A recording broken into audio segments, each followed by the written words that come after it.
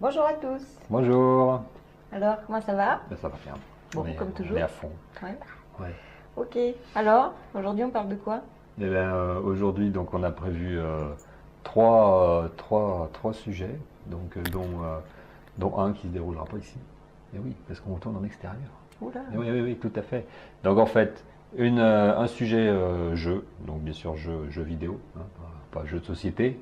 Hein, Je comptais parler du Trial Poursuite. d'accord. Donc un reportage, donc fait par Émilie avec son fidèle caméraman, et donc un dossier sur un sujet qui est un petit peu d'actualité. On n'en dit pas plus pour le moment, mais tout de suite, peut-être on lance le jeu. Le jeu. Oui. Alors, c'est toi Oui. qui vas nous en parler de ce Et oui, jeu. et oui, oui, oui. Donc en fait, c'est un petit jeu sympa que j'ai trouvé sur l'Android Market qui s'appelle Great Little War Game avec l'anglais. Donc en fait, c'est G C'est un jeu L de guerre. W G. Oui, c'est un jeu de guerre en fait. C'est un c'était un wargame. Au départ, j'avais fait une recherche sur Android Market sur Parce que je suis wargame. complètement bilingue en fait. Voilà. C'est pour ça. Sur Wargame et je cherchais donc des wargames qu'il y avait. Puis souvent, bon, c'est des wargames un petit peu vraiment très austères. Et puis là, celui-là m'a paru sympa. Je l'ai chargé et en fait, il est très sympa. C'est-à-dire qu'on a vraiment les basiques du wargame, donc le plateau, les unités, les composantes attaque, défense, la manière de les créer. On a une dimension aussi ressources, donc un peu à la Command & Conquer en fait, avec des puits de pétrole qui nous donnent de l'argent. Et puis après, on a des missions, donc soit en mode campagne, soit en mode solo. Et surtout, ce qui est sympa, c'est le Cara Design en fait, qui est très mignon, qui est très rigolo. De quoi? Et le Cara Design, le design des caractères. Ça s'appelle Cara Oui, Design. ça s'appelle Cara Non, mais Design. ça s'appelle comme ça chez Régis. Non, non, ça s'appelle comme ça dans le domaine du jeu vidéo. Donc le Cara Design qui est très sympa et qui est très rigolo. Donc les actions de combat qui sont animées, donc qui sont drôles. Et surtout la prise en main du jeu pour un wargame qui est vraiment très aisé. Et dans le mode en fait, donc joue et passe, il y a un mode play and pass en fait qui est un mode sympa, c'est-à-dire que c'est un mode qu'on joue seul à la tablette, mais en fait on joue chacun son tour puisque c'est un jeu au tour par tour, principe du wargame. Donc on joue, on passe à son voisin et son voisin joue et après c'est à soi. Et donc on a fait une petite partie avec Émilie qui n'est pas du tout wargame et donc elle va vous dire un petit peu ce qu'elle en a pensé. Voilà. Donc, moi, j'ai effectivement, c'est une option en fait pour tricher. Parce que je comprends pas comment j'ai pu perdre. J'ai dû tricher. Et j'avais une question quand même, parce qu'un jeu au tour par tour, c'est un jeu au tour par tour en temps réel. D'accord. On a le droit de ne pas répondre à toutes les questions forcément. Non, j'ai trouvé ça sympa. Mais c'est vrai que par contre, c'est super long en fait. Au départ, on pense pas, on prend des petits plateaux avec des objectifs qui semblent simples. Et ça lance vraiment dans des parties. On a fait des parties de 2 heures. Endiablé. En fait, c'est long parce que c'est des parties, si vous les faites contre l'ordinateur, en fait, ça va vite. Mais si vous les faites comme un humain, comme il est N fois plus intelligent que l'ordinateur, ça dure un temps fou parce qu'à un moment, ça s'équilibre vachement et c'est très très dur de prendre le dessus. Il faut vraiment compter sur une erreur de l'adversaire. Je sais qu'une partie où je voyais pas la fin, j'ai réussi en fait à prendre le dessus quand j'ai pu prendre la base aérienne, où j'ai pu attaquer avec des hélicos, etc. Et comme il n'y en avait qu'une, bah, donc du coup ça a créé tout de suite une supériorité et j'ai pu la conserver. Mais c'est vrai que sinon, on était sans arrêt en train de se rééquilibrer les éléments. Et c'est difficile, mais c'est ça qui est sympa, c'est que justement, il y a un moment, il faut trouver, quand les forces sont égales, le petit plus, en réfléchissant, qui va permettre en fait de prendre le dessus, quoi. Et, Non, après, et c'est sympa. ce qui Par contre, permet- c'est pas des petites parties. Ce qui permet de prendre le dessus aussi, c'est le côté moral un petit peu de la personne. Vu que tu Ouais. n'en as aucun, il allait écraser avec des chars d'assaut mes soldats. Forcément. Donc voilà, mais non, très bon jeu. Après, Ouais. oui, non, c'est sympa.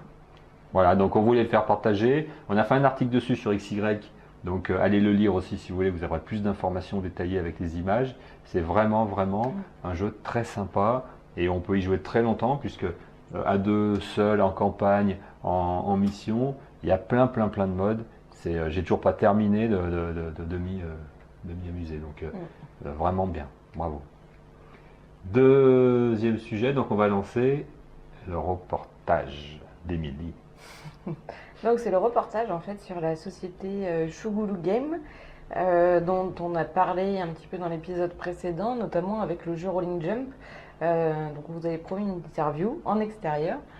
Tu fais quoi, le petit bonhomme là? Oui, mais j'arrive pas à tourner. Ouais, tu veux que je t'attrape les cheveux aussi Donc voilà. Donc on a été effectivement les voir. Ils nous ont reçus très gentiment en fait dans leurs locaux. Donc c'était très sympa. Et donc on vous dévoile maintenant, ça y est, les images de cette interview.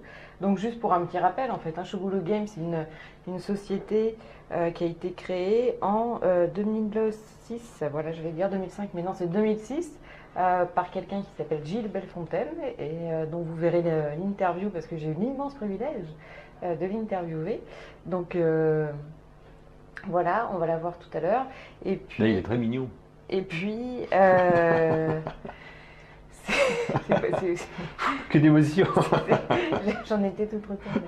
Et donc voilà, donc créé en 2006. Là aujourd'hui en 2011, ils sont à peu près une vingtaine de personnes qui travaillent sur ces sujets. Donc c'est une société, en fait, ils se définissent comme une société d'Advergaming Agency. Donc c'est-à-dire qu'ils font il y a trois types de jeux qu'ils font. Donc c'est des jeux mobiles, hein, sur tablette et iPhone. Enfin iPhone, ils font les autres... ils font aussi les autres... oui, ils se sont développés aussi. Ils font là, pour le moment, ils faisaient un peu à la demande, mais... Ils veulent passer dans le monde de l'édition, mais jusqu'à présent, ils travaillent à la commande. Donc non, mais c'était pas ça la question. Ils font pour Apple, ils font Flash. Mais ils font aussi sur les autres téléphones smartphones. Voilà. Quoi. Bah, s'ils font Flash, en fait, ils font. Surtout même pas pour Apple, parfois. Parce que ça ne marche toujours pas. Ouais. si, ça marche. Il y a des programmes maintenant pour craquer le... Bon, bref. Donc voilà, et donc en fait, ils travaillent pour des marques. Ils travaillent pour des grands comptes, hein, je ne saurais pas forcément. Et en fait, si tu dévoiles toute l'interview, oui, c'est vrai. Les gens vont trouver ça un petit peu pauvre. Un petit peu redondant. Voilà. Donc on fait le lancement. Donc voilà, oui. Donc pour finir, juste, on vous a parlé de Rolling Jump. Ils vont aussi sortir un super jeu. Là, c'est par rapport à la date de sortie du podcast, ce sera concomitant, normalement. Des mots compliqués. Ouais, c'est stupide parce qu'en plus je vais m'adresser aux garçons, donc je vais utiliser des mots plus simples. Sur un jeu en partenariat. Oui, vous avez bien entendu, avec. Et donc, je pense qu'on va voir le développeur qui travaille sur l'application qui s'appelle. On verra. Il n'a pas un boulot super désagréable, me semble-t-il. Voilà, donc on vous laisse découvrir l'interview tout de suite.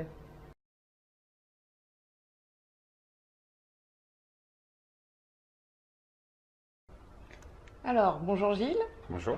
Merci de nous recevoir donc, dans cette entreprise qui s'appelle Chougulu. C'est ça. Voilà, donc nous on s'est intéressé effectivement à vos différents jeux. Déjà j'ai une question, pourquoi ce nom Chougulu? Alors, Chougulu est la contraction en coréen de chewing-gum électronique dans un argot qui est celui de la province de Busan, qui est la deuxième ville du pays. C'était la façon dont on concevait les jeux grand public sur Internet, une consommation fréquente, régulière, et qui n'a pas vocation à durer des heures et des heures. D'accord. Voilà. Ok, tout s'explique en fait, c'est très clair. C'est parfaitement clair, pour nous en tout cas. Ouais. Non, mais ça va s'inscrire. Ensuite, donc, ce qui m'intéressait de savoir, c'était parce que donc vous avez fondé la société, vous êtes le fondateur, en 2006. Oui. Donc c'est une belle évolution, puisqu'aujourd'hui on arrive à une société qui compte 20 personnes environ. Voilà, donc c'est quoi la croissance future? C'est quoi les perspectives, les ambitions de Chougulu? C'est de concurrencer Ubisoft ou Dans une dizaine d'années, peut-être avant si on atteint nos objectifs, pourquoi pas. Aujourd'hui, c'est de se développer sur le marché des smartphones et de porter sur Facebook et sur les futures plateformes de télévision connectée tous les produits qu'on pourrait développer initialement pour iPhone et Android. D'accord. Avec donc l'objectif de travailler sur des moteurs de jeu qui sont déclinables, multithématiques, multipays. Des moteurs de jeu très grand public, comme le jeu des 7 différences, ce qu'on a fait pour Playboy. Un moteur de jeu très poussé sur du jeu de quiz multimédia. Et demain, après-demain, d'autres produits comme ça, similaires, qui peuvent se déployer à foison sur différents types de médias. D'accord. Alors peut-être à tort, en fait, il me semblait que vous étiez plus spécialisé, effectivement, iPhone, Apple en tout cas. Aujourd'hui, tout à fait. Aujourd'hui, le marché est sur iPhone. Ouais. On a un œil sur le marché Android qui est en train de se développer. La volumétrie a déjà dépassé en nombre d'appareils vendus celui de l'iPhone. Il se trouve que pour plein de raisons, on n'a pas intérêt à se porter aujourd'hui sur un développement Android, mais c'est tout à fait dans le pipe, dans les prévisions de la société d'ici, dès l'année prochaine, de travailler sur des formats de développement comme l'HTML5 qui permettront d'avoir un jeu disponible et sur iPhone et sur Android très rapidement. Ok. Et du coup, là, si on parle justement des applications que vous avez pu réaliser sur le marché Apple, c'est quelle catégorie en fait d'applications? C'est-à-dire, est-ce que c'est des advert games? Est-ce que c'est des social games? Il me semble que vous êtes très porté social game. Alors, c'est effectivement des advert games dans le sens où on va les développer pour une marque en coalition avec un magazine comme Playboy. Avec des groupes médias, on discute en ce moment avec tous les grands groupes médias de presse, de télévision, pour leur permettre de communiquer par le jeu sur des magazines, des émissions, et trouver sur l'App Store de nouveaux dérivés à la fois en termes de monétisation et en termes de communication de marque. D'accord. Donc c'est de l'advert game parce que c'est des jeux qui s'appuient sur des marques et c'est aussi des jeux sociaux qu'on les porte, qu'on les adapte sur Facebook par exemple. D'accord. Merci beaucoup de nous recevoir et de nous avoir reçus. Et puis on vous souhaite bien entendu de prospérer à hauteur de vos ambitions. Écoutez, on fera tout pour atteindre nos objectifs. Ça a l'air d'être très bien lancé. Donc, bravo. Merci. Donc, bienvenue. Je vous laisse vous présenter rapidement en fait l'entreprise Chougoulou. Alors moi c'est Olivier Jandel et je suis chef de projet chez Chougoulou, chef de produit depuis 4 ans, donc quasiment depuis que la société existe. Et je suis l'ensemble des projets de la société avec les équipes et avec les clients. D'accord, très bien. Et donc moi c'est Luisa, je travaille ici depuis février 2009. Je m'occupe donc de la communication, aussi bien interne qu'externe. D'accord. Donc Luisa, c'est avec vous qu'on a eu contact au départ justement pour faire la promotion de 2 jeux. Donc on peut parler du second jeu. Ouais. Oui, alors Rolling Jump, qui est là par contre une édition pour nous. Il s'agit d'un petit personnage qui s'appelle Lighty et qui a une chevelure lumineuse qu'il doit protéger des ondes maléfiques. Et pour cela, il doit rejoindre les étoiles.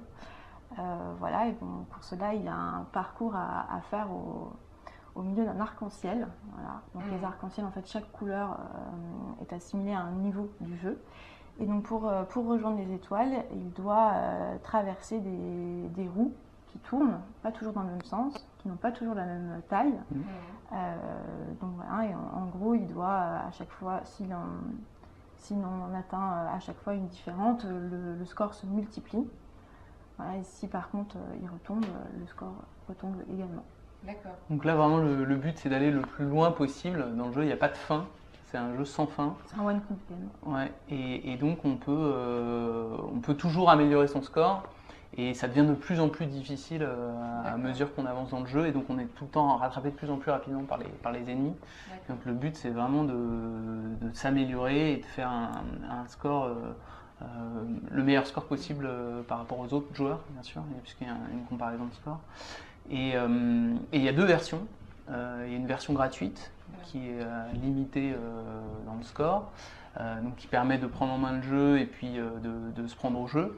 Et puis ensuite, si on est satisfait, on peut acheter la version payante qui bien sûr n'a pas de pub et n'est pas limitée bien sûr. D'accord. C'est vrai que moi j'ai essayé tout à l'heure Et c'est assez addictif en fait, on se prend vite au jeu, donc on a vite envie de poursuivre. Et puis après, il y a toujours le côté challenge en fait. Oui, je veux faire le meilleur score. En plus, c'est référencé également sur le Game Center. Enfin, Oui, c'est ça.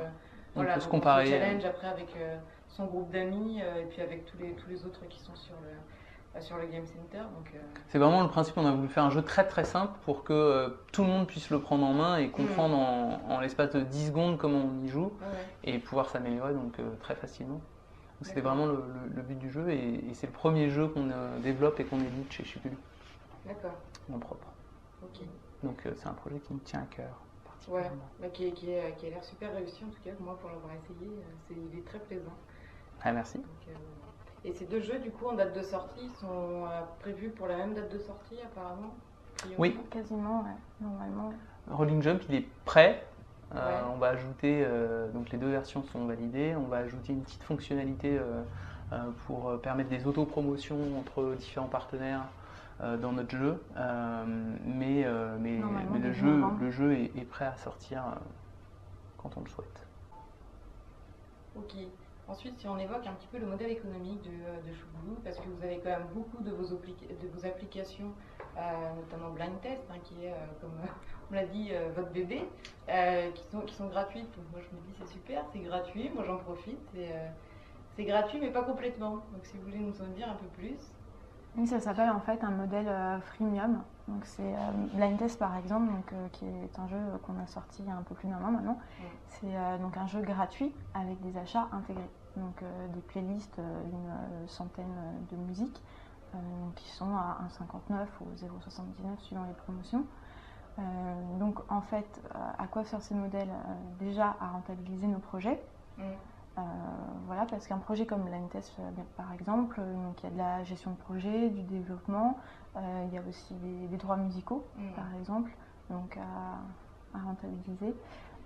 Donc on est en quelque sorte obligé pour rentabiliser ces projets d'avoir des achats intégrés. Donc un projet comme Playboy, par exemple, donc un projet qui est également gratuit sur l'Apple Store. Et pour lequel vous allez pouvoir donc acheter les bunnies dont on parlait tout à l'heure grâce donc à différentes formules de prix et donc qui va permettre donc à CS33 Media qui est la société qui édite le jeu et à nous en tant que développeurs de rentabiliser l'investissement tout simplement. Oui, parce que clairement la publicité dans les jeux ça ne permet pas de payer au final tous les développeurs et les artistes qui ont travaillé sur le jeu. C'est une part très minime des revenus. Et donc il faut forcément avoir un autre système qui vient s'ajouter en fait, aux revenus publicitaires qui sont assez faibles dans ce genre c'est vrai que de même production. dans l'univers du jeu, etc., c'est sympa. Malgré tout, c'est une entreprise, donc l'objectif, c'est quand même de générer des chiffres d'affaires. Donc faut essayer de... justement qui méritent d'être achetés. C'est vrai que les acheter, donc c'est des freemium, effectivement, avec des packs supplémentaires à acheter et toujours par contre en pleine liberté si l'application plaît. C'est ça. Nous, le principe c'est vraiment d'intéresser le joueur de façon au plus large public et ensuite s'il est intéressé il en achète plus. Je vous remercie beaucoup en tout cas de nous avoir reçus. Et puis, je vous donne rendez-vous en novembre pour un succès qui sera certain, ça c'est sûr. Moi, j'ai vu les jeux, c'est top, donc bravo. Merci à vous. Merci à XY Mag et Winmacsoft pour cette interview. Et puis, j'espère qu'on se reverra pour nos prochains jeux. Avec grand plaisir. Voilà. Merci beaucoup. Au revoir. Au revoir.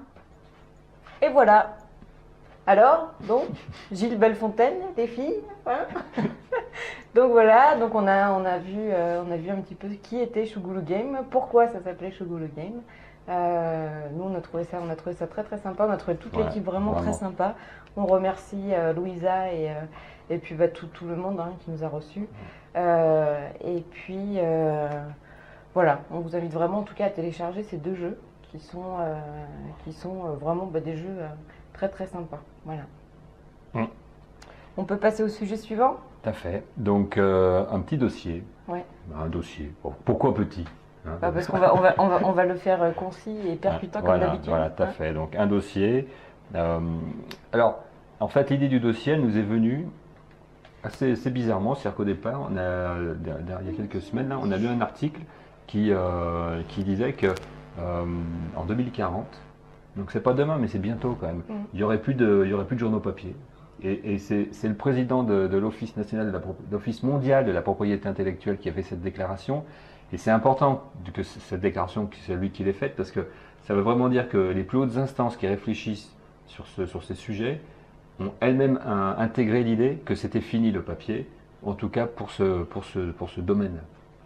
Et à partir de là, je me suis dit, comme à chaque fois qu'il y a eu un changement technologique, ça n'a pas été en fait la mort des journaux ou de l'information, et ça a été simplement un changement d'état, je me suis dit, qu'est-ce qu'on peut d'ores et déjà aujourd'hui regarder qui sont les prémices de ce qui sera les futurs médias de communication. Et à partir de là, j'ai découvert en fait l'univers justement des Discover Engine, donc en fait des moteurs de recherche de découverte qui sont différents de ce que fait Google, où Google, vous tapez un mot, vous tapez une phrase, il va vous dire tous les sites qui ont cité cette phrase ou ce mot. Avec tous les contenus, tous les médias, puisqu'on a les articles, on a les vidéos, les images. Voilà. Et donc là, dans le Discover Engine, en fait, c'est différent, c'est que vous allez définir en fait ce qui vous plaît, ce qui vous intéresse, et en fait, le moteur, lui, va aller chercher tous les contenus qui correspondent à vos centres d'intérêt. D'accord? Et donc plutôt dans le domaine, en effet, de l'info, de la vidéo et du son. Alors, on peut dire jusque-là, oui, mais il y avait déjà, parce qu'il y avait NetVibes qui faisait ça, puis on a parlé de Newsmap dans le numéro 6. Oui, News Republic. News Republic fait ça aussi, mais News Republic est très média papier. Mais c'est quoi ce que tu as cité avant? Newsmap, j'en avais parlé, celui qui agrège sur un écran toutes les infos, un peu comme News Republic, mais plus mosaïque. Oui. Tout à fait. Donc, mais ce que rajoutent maintenant ces nouveaux sites là dont je vais parler, je vais vous citer quelques exemples, c'est qu'en plus ils rajoutent la dimension communautaire qui est la dimension la plus puissante, puisqu'en fait là où le journaliste est tout seul pour essayer de récupérer les infos, puis dans un journal ils sont plusieurs et ça crée des rubriques, etc. Là en fait vous dites voilà moi ce qui m'intéresse, voilà ce que j'ai envie de partager avec ma communauté, et la communauté partageant elle-même d'autres centres d'intérêt qui sont a priori proches des vôtres puisqu'on est dans une communauté, en fait vous allez pouvoir augmenter la puissance de ce que vous êtes vous-même capable de générer comme contenu d'infos qui peuvent être à votre disposition. Donc, soit en le partageant, soit en récupérant. Et donc, comme dans une communauté, c'est le principe, il y a toujours des experts sur des sujets, ça augmente la puissance parce que comme ils sont plus pointus, ils vont plus loin dans les recherches, dans les contenus, et donc ils vous mettent à disposition des infos que vous n'auriez vous-même pas trouvées, n'étant pas suffisamment au fait, en fait du sujet ou survolant simplement, etc. Donc, le Discover Engine plus le réseau social, plus le fait que ce sont des services qui fonctionnent sur tablette en priorité, plus que en fait sur PC, puisque c'est fait pour être consommé de cette manière-là, tout de suite j'aime pas, je partage, je prends, je récupère, etc. On est vraiment dans le domaine, à mon avis, et donc là on le partage bien sûr, mais je dirais peut-être ça ne sera pas ça, mais en tout cas à aujourd'hui, c'est le système qui me paraît le plus en adéquation avec ce qui se passe par rapport aux technologies, par rapport au monde qui nous entoure. Les futurs journaux ne seront pas faits par des groupes médias, ils seront faits par des communautés, en fait, qui diffuseront ça. Bien sûr, ça peut dire que ça sera gratuit, ça veut dire que ça ne sera pas monétisé, ce n'est pas le débat aujourd'hui. Ça ne veut pas dire que ce ne sera pas piloté par des groupes médias. Voilà, tout à fait. Mais en tout cas, ça sera complètement différent. Ça ne sera plus comme maintenant Le Figaro, Le Monde, etc. Je pense que tout ça va disparaître. Je pense que ce sont des nouveaux acteurs qui vont intervenir et qui vont complètement changer la donne. C'est l'objet de l'article que vous trouverez sur le site XY Mag à la suite, avec tous les sites. Alors, je vais quand même citer quelques noms pour quand même montrer un petit peu ce qu'il y a. Donc, il y a StumbleUpon, donc qui est un site qui fait ça très bien et qui est, je pense, aujourd'hui le leader en fait de l'information avec collaboratif, puisque c'est un site qui est très adapté au rebond, au saut de puce en disant j'aime, tiens, quelqu'un d'autre a aimé la même chose, tiens, je vais voir, je partage, machine, etc. Vraiment très bien.